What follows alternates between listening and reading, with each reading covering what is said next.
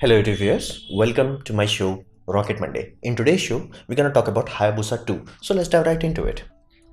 Well, first, what exactly it is? It's a asteroid sample return mission from JAXA. Now, be mindful, JAXA has already done it, so they have already tried with Ecotra system, so they know how the heck this is supposed to work. And that mission was Hayabusa 1, 2005. So they know how it is supposed to go. So this is a much bigger, much more ambitious project.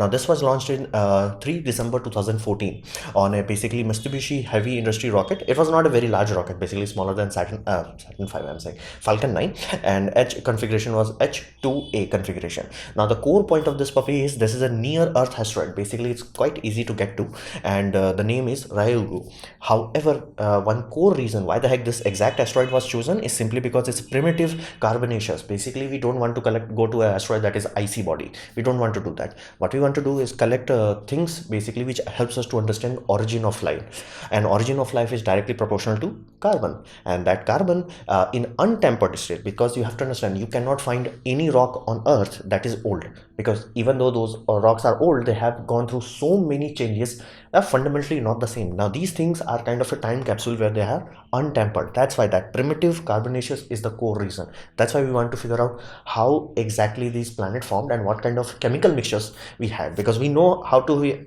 achieve organic chemistry. We know how we have evolved life forms. There is a gap missing. How exactly that organic matter became organic life. You have to understand that data point. This is a very good time capsule of exactly that time slice. That is why this mission is very critical, and that's why even Osiris-Rex is going for exactly this kind of asteroid. This is like the gold mine. If you truly want to understand how the heck life began, we have to figure out this data point. Now we have to understand the mission. Now mission is very simple. You go there and you orbit Ryugu, and you do as much remote study as possible, basically where you can use radars, you can use thermometers, you can use magnetometers, you can use every Tom, Dick and Harry thing that you can think of. You utilize this to study it thoroughly. Only after doing that you deploy rovers. Now this puppy had 4 rovers. I will explain more about them in the future.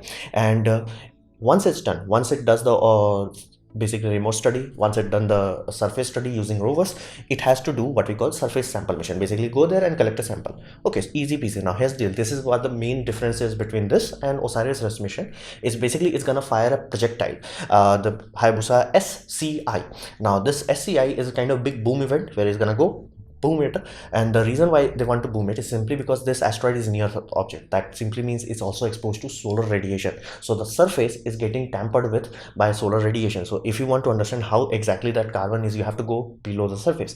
You can't exactly use the excavator, so boom it is. So they did the boom thing, and then they did subsurface collection. Basically it created a crater, and then they went in the crater and collected the material. So now they have 2 data points: surface, which is exposed to solar radiation; subsurface, which is not exposed to solar radiation. So that is the awesome part.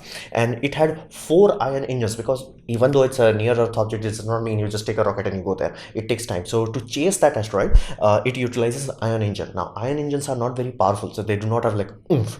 It's not like you press the button and it's like whoosh. So but they do have what we call efficiency. Like specific impulse of these puppies are around 3000. What does that mean? That simply means for taking a very small amount of propellant, basically less than 60 kilograms, it can change the speed. Basically delta V, it can change a lot. Consequence, it will do it very slowly. Benefit, the mission is long, so they can easily afford to do that. So utilizing this engines, now they had 4 engines, but only 3 were firing, 1 was backup. So they were utilizing this engine, and this engine had xenon as a fuel, and electricity was coming from solar panel. This was the primary mover, basically to actually go there. This was the prime mover, and once they actually go there, once they have to do like quick maneuvers, this puppy is not sufficient for that. For that they had a lot of thrusters, and thrusters had 2 primary fuel source, which was hydrazine, and for some other systems they utilized what we call mixed oxide of nitrogen compound 3. And so they had a lot of thrusters to do like maneuvers, fancy maneuvers, once they actually go there. So for long duration they were utilizing ion engines. For short duration quick moves, they were utilizing thrusters. And it also had a capsule for a sample return to Earth. That was the whole point of this mission. Now rovers are kind of interesting, is simply because the rover supposed to go down, supposed to move around, but they did not had wheels. So if you see this photograph, it will look like CubeSats, and they are directly inspired from that. But the sole reason why they don't need is basically wheels is simply because Ryugu has very low gravity. So in low gravity, flipping around is super easy. Now I have provided video of this puppy down below, and I would urge you to see it. This is a cube, and Same technology is used in our satellites for orientation, but this is working inside a gravitational well, aka Earth. So it has a different algorithm. But once you see that, you will actually understand what the hell is happening. It's basically, it's a momentum wheel. They start to move it and they apply brakes, and the momentum is transferred and the object moves. So same thing is happening on this puppy, and because the gravity is so low and these objects itself is very lightweight, it's quite easy to do. So they are using reaction wheels and pendulum inside them to move around. Basically they are hopping around. It's like it lands, it charges up the wheel, it charges up the wheel, it does this sort of thing. So that way it's moving around without needing any wheels. They are small, compact, efficient, and they get the job done.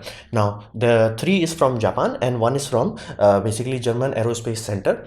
Now this puppy is a bit bigger, so there is 3 scales of this. One, the biggest one, that is from Germany, that has camera, thermosensors, and magnetometers. So it has a lot of sensors. And then you have basically Japanese ones, which are basically they are smaller, so they have cameras, a lot of cameras, in telephoto camera, wide angle camera. They have camera and thermometers, but one of them failed basically during deployment. So these are the rovers that actually did the surface study. So from remote they figured out how exactly these things are, but once these puppy landed, they are like, okay, this is the surface composition of it, this is the boulder size, this is the actual, like, what exactly is there. So that's why this was also a very important stage. Now let's understand the timeline of this, because this was a kind of short mission, so to say. So launch date was 3 December 2014, and it arrived at Ryugu like after chasing it down, and 27 June 2018. Once it actually then it started to do its actual mission. Okay, do a study, do a flyby, do everything, or it's supposed to do. That happened during basically 27 July to 12 November, because once it's done, once it's collected the sample, there was a return window, and that window has to be adhered to, because if they had delayed that, returning to Earth would have taken 100% of the fuel. Like, margin of error was too high, so they had to return it. It's almost like a window, basically home and transfer method kind of scenario. So on 12 November 2019 they did the return system, and once it actually crossed the Earth, it fired its capsule towards Earth, and that happened. The re-entry was successful, and sample was returned to Earth, like actual Earth, on 5 December 2020. So basically from my point of view, this was made 2 days ago, and sample has now been collected. Now it's a very successful mission, because it's supposed to do one thing and it did that properly, and at this point in time only this puppy has the sample of surface and subsurface. So this is really precious. And it did had a lot of minor issues, basically issues being it's a rover failing, other things also. So it did had issue, and they originally were planning for 3 hops. Basically they're gonna do surface, subsurface, and surface again. That did not turn out, so they did had minor issues, but overall the mission was successful, because sample is now on Earth, and it's now in the basically Japanese agency. They are working on it, and the basically second biggest chunk would be sent to USA, because USA is gonna do the same when they're gonna receive the Osiris capsule. So that's the whole point of this. However, the equipment is completely working, everything is working, so they may want to increase the mission plan. Right now this is being worked on at this moment in time. Japanese people are working on this. They may want to extend the mission, and they have enough fuel, enough propellant, enough things left that they can extend this puppy up to 2031. A mission like where they can actually go to some place and study something else can be done. But be mindful, because the primary mission is successful, so extending it to that much, even though if equipment can do it, problem is you have to pay a lot of people that much, a lot of money. So again, that is not guaranteed, but it can be done. So this was my presentation on basically Hayabusa 2.